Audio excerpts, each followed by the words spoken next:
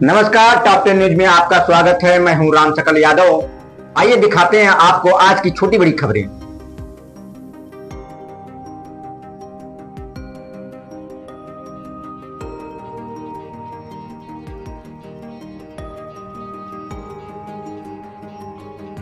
आजमगढ़ जिला में समाजवादी पार्टी के प्रदेश अध्यक्ष श्याम लाल पाल आजमगढ़ आगमन पर भव्य स्वागत के बाद सीधे सिधारी थाना क्षेत्र के पठान टोला पहुंचे, जहां उन्होंने 7 वर्षीय मासूम साजेब की निर्मम हत्या के पीड़ित परिवार से मुलाकात की और उन्हें सांत्वना देते हुए न्याय दिलाने का आश्वासन दिया। परिवार के लोग फूट फूट कर रो पड़े और प्रदेश अध्यक्ष की आंखों में भी आंसू छलक उठे। प्रदेश अध्यक्ष ने कहा कि मैंने ऐसी निठुर हत्या पहले कभी नहीं देखी। इस घटना में स्थानीय पुलिस का भी हाथ है, क्योंकि अभियुक्त भाजपा का पदाधिकारी है। परिवार ने पुलिस को सूचना दी, लेकिन पुलिस सक्रिय नहीं हुई। पूरी घटना तंत्र मंत्र के सहारे हुई। मासूम को कमरे में बंद कर मार दिया गया और लाश रात में छुपाकर फेंक दी गई। उन्होंने आरोप लगाया कि पुलिस अपना दोष छुपाने के लिए एनकाउंटर का नाटक कर रही है। पूरे जनपद में मुसलमान और गरीबों पर दमन और अत्याचार हो रहा है, लेकिन पुलिस केवल देखती रह रही है। भाजपा के पदाधिकारी थाना और तहसीलों में बैठकर अपराध कर रहे हैं और उनकी रक्षा भी हो रही है। योगी सरकार में कानून व्यवस्था पूरी तरह से बिगड़ चुकी है। प्रदेश अध्यक्ष ने पीड़ित परिवार को आश्वासन दिया कि समाजवादी पार्टी पूरे मुकदमे को लड़ने की जिम्मेदारी लेगी और इस घटना की रिपोर्ट राष्ट्रीय अध्यक्ष को भी सौंपी जाएगी। समाजवादी पार्टी ने मांग की है कि इस मुकदमे का ट्रायल फास्ट ट्रैक कोर्ट से कराया जाए, दोषियों को शीघ्र सजा दी जाए और पीड़ित परिवार को सुरक्षा प्रदान की जाए। वहीं पीड़ित पिता ने कहा कि प्रदेश अध्यक्ष ने हमें आश्वासन दिया है कि वे हमारे साथ हैं, लेकिन वह आश्वासन कब दिखेगा। मेरी मांग यही है कि आरोपी का घर गिरना चाहिए। जब मैं इस गली से गुजरता हूं तो मेरा बेटा वहीं नजर आता है। अगर आरोपी का घर वहां से मिटा दिया जाए तो मेरी यादें धीरे धीरे कम हो जाएंगी। अभी तक सत्ता पक्ष से कोई हमारे घर नहीं आया है। दोषियों को फांसी की सजा मिले और सरकार जो बुलडोजर की कार्रवाई दिखाती है वही कार्रवाई इनके घरों पर हो। समाजवादी पार्टी का प्रतिनिधिमंडल मिले हैं, तो क्या उन्होंने कहा और कितना संतुष्ट है उन लोगों की बातों से? भाई देखिए, आश्वासन तो सभी लोग दे रहे हैं कि हम आपके साथ हैं, और हमारे प्रदेश अध्यक्ष जी भी आश्वासन दिए हैं कि हम आपके साथ हैं। जब ये आश्वासन दिखे मुझे, जैसे हमारी देखिए एक सिंपल सी मांग है कि घर गिरवाएं। भाई इनके पास विपक्ष है ना, एक लोकतांत्रिक देश का सबसे मजबूत अगर कोई पहलू होता है तो वो विपक्ष होता है सत्ता के बाद। तो ये अगर चाहेंगे तो ये घर गिर जाएगा, और जब तक ये घर नहीं गिरेगा, आप देख रहे हैं ये मेरा रास्ता है। जब मैं यहाँ से गुजर रहा हूँ तब मेरे बेटा वहाँ दिख रहा है मेरी आँखों के सामने, तब मुझे याद आ रहा है। तो जब उस चीज़ को वहाँ से हटा दी जाएगी तब जाके मेरी यादों से वो धीरे धीरे मिटने स्टार्ट होगा। अच्छा ये बताइए, बीजेपी का कोई नेता अभी तक आपके घर आया? मौजूदा पार्टी का जो सरकार है उनका कोई आदमी आया आपके? मुझे जहाँ तक याद है कि कोई नहीं आया। मतलब स्थानीय नेताओं से लेकर बड़े नेता तक बीजेपी का कोई नहीं आया? कोई नहीं। वो पड़ोसी अजय सिंह जी हैं, वो परसों नरसों जो है बस उनसे ऐसे नॉर्मल कैजुअल मुलाकात हुई थी। और कोई आश्वासन देते हैं, कोई आपके परिवार की मदद के लिए? नहीं। आगे क्या मांग है अभी? आगे मांग यही है कि हमारे बेटे की जिस तरीके से इतनी क्रूरता से हत्या की गई है, उसके सारे दोषियों को फांसी की सज़ा मिले, और इनके घर को जो है बुलडोजर कार्रवाई, जो हमारे प्रदेश की सरकार ये दिखाती है कि ये एक तरीके का इंसाफ है, तो ये इंसाफ मेरे साथ क्यों नहीं हो रहा है, ये मेरे साथ भी किया जाए। अच्छा, पुलिस की कार्रवाई से आप कितने संतुष्ट हैं? पुलिस ने जब तक जो कार्रवाई की है दोषियों को, पुलिस की कार्रवाई मतलब पुलिस ने तो सारे दोषियों को अभी गिरफ्तार कर लिया है। अब ये आगे क्या करते हैं इसके बारे में मुझे बहुत आइडिया नहीं है। सिधारी अशोक को भी आप लोगों की नाराज़गी थी कि उन्होंने समय पर कार्रवाई की होती तो शायद। हाँ, शायद अगर उस समय जब मेरा बच्चा गायब हुआ था तो हमने 7:30 बजे तक जो है एप्लीकेशन थाने में दे दी थी FIR। फिर हम दोबारा जब गए हैं 9:30 बजे के आसपास, फिर FIR दर्ज हो गई, लेकिन आया कोई नहीं था। अगर उस समय 7:30 बजे ही कोई आ जाता तो शायद अपराधी का मनोबल टूट जाता। आते हैं, अगर पूछताछ होने लगती तो अपराधी का उस समय मनोबल टूट जाता और मेरा बच्चा हो सके शायद वो बच सकता था। देखिए, आज इस सिधारी कस्बे में 7 साल के मासूम बच्चे के साथ जो इतनी बड़ी हत्या हुई है, उस 7 साल के बच्चे का क्या अपराध रहा। इस अपराध से ये पूरा आजमगढ़ ही नहीं, पूरा उत्तर प्रदेश भयभीत है। कानून का राज बिल्कुल खत्म हो चुका है, गुंडा राज स्थापित है। मैं आपके माध्यम से ये जानना चाहता हूं कि तमाम छोटे छोटे केसों में तो बुलडोजर चले हैं, ये मासूम की हत्या पर ये बुलडोजर की कार्रवाई क्यों नहीं हो रही है? इतने लंबे समय के बाद जो थाना का इंचार्ज है, थाना प्रभारी है, अपराधियों से मिल करके मिली भगत से ये मासूम की हत्या हुई।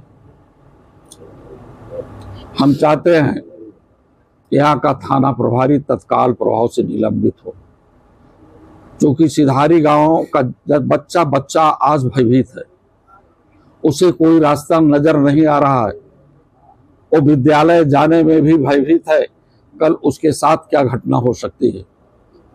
ऐसी स्थिति में निश्चित रूप से ये थाना प्रभारी तत्काल प्रभाव से निलंबित किया जाए। लोगों का आरोप है कि ये तंत्र मंत्र वाली ही सरकार है। तंत्र मंत्र के माध्यम से लोगों को, मासूम लोगों को फंसा करके पूरे परिवार को बर्बाद करती है। इनकी जो तांत्रिक व्यवस्था है, इस तांत्रिक व्यवस्था से ये आजमगढ़ ही नहीं पूरा प्रदेश भयभीत है।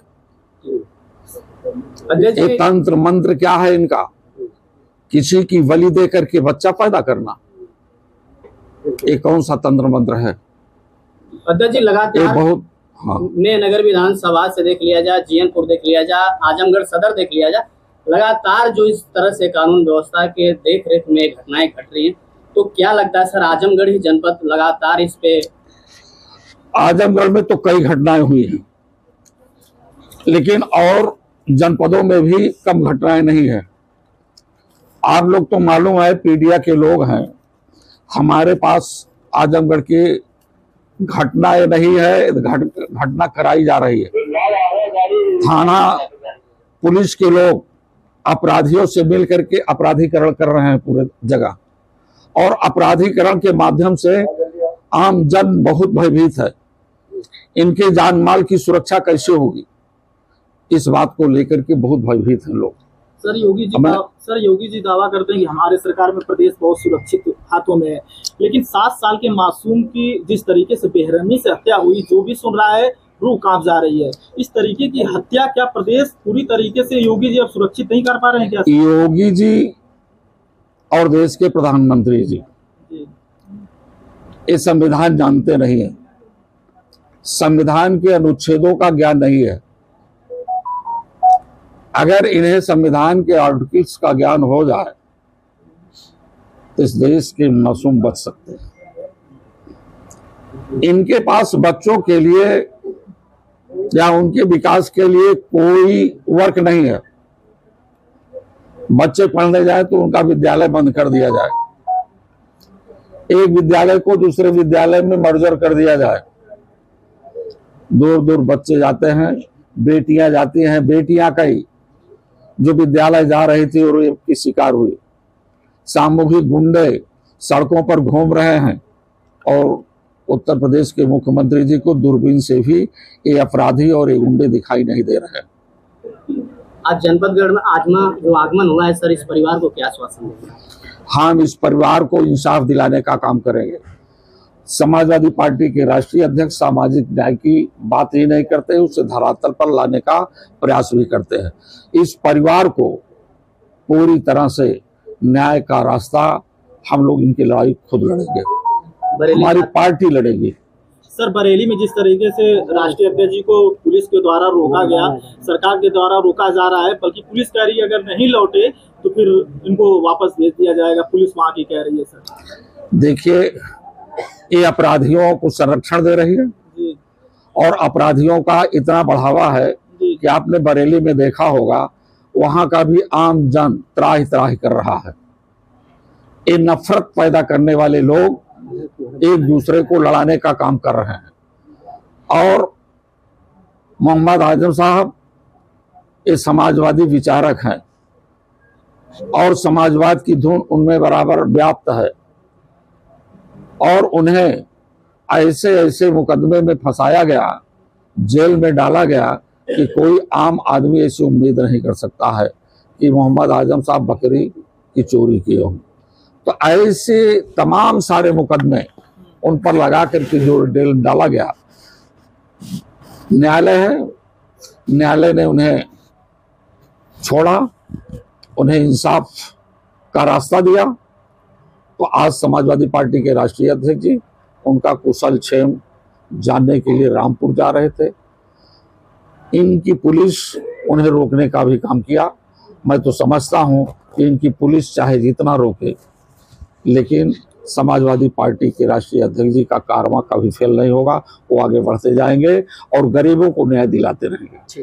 धन्यवाद। एक क्वेश्चन और, ये ऐसी घटनाओं को होने से पहले ही रोकने के लिए कुछ उपाय थे, वो ऐसी सरकारें क्यों इस व्यवस्था को अप्लाई नहीं करती? उसको कहते हैं सर, जब दरोगा ही लिप्त है, यह दरोगा यहाँ का चाहा होता थाने का इंचार्ज, तो निश्चित रूप से ये मासूम का जीवन बचा रहता। अभी भी बिल्कुल बचाया जा सकता था। अभी भी थाना प्रभारी सस्पेंड नहीं हुआ। अब तक थाना प्रभारी सस्पेंड नहीं हुआ। मैं तो वही मांग कर रहा हूं आप लोगों के माध्यम से तत्काल प्रभाव से थानाध्यक्ष को सस्पेंड कर दिया जाए, टर्मिनेट कर दिया जाए, टर्मिनेट कर दिया जाए। क्या आप अपने बच्चे के उज्जवल भविष्य की तलाश में हैं? तो आइए सेंट्रल पब्लिक स्कूल में, जो CBSE 10+2 नई दिल्ली से मान्यता प्राप्त एक प्रतिष्ठित विद्यालय है।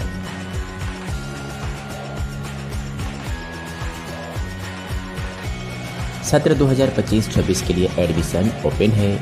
नर्सरी से लेकर कक्षा 9वीं एवं 11वीं तक। साइंस, कॉमर्स और ह्यूमैनिटीज सभी स्ट्रीम में आधुनिक शिक्षा प्रणाली, ऑनलाइन क्लासेस और ई-लर्निंग की सुविधा। जिले के टॉपर्स यहीं से निकलते हैं और अब बारी है आपके बच्चे की।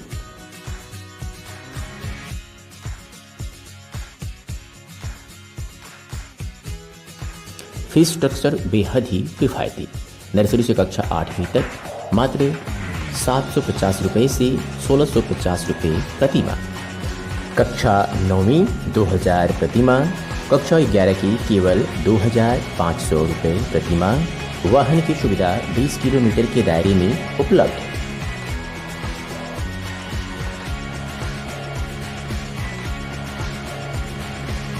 पूरी तरह से सुरक्षित और टेक्नोलॉजी संपन्न कैंपस। स्थान जाफरपुर नियर कौनशीराम आवास कॉलोनी, आजमगढ़।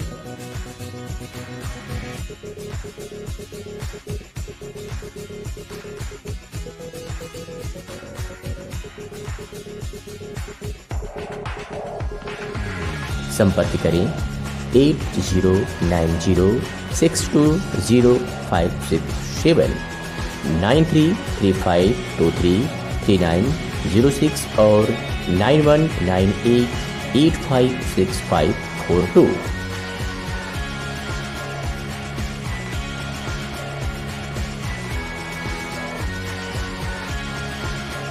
इसके प्रधानाचार्य हैं राकेश सिंह।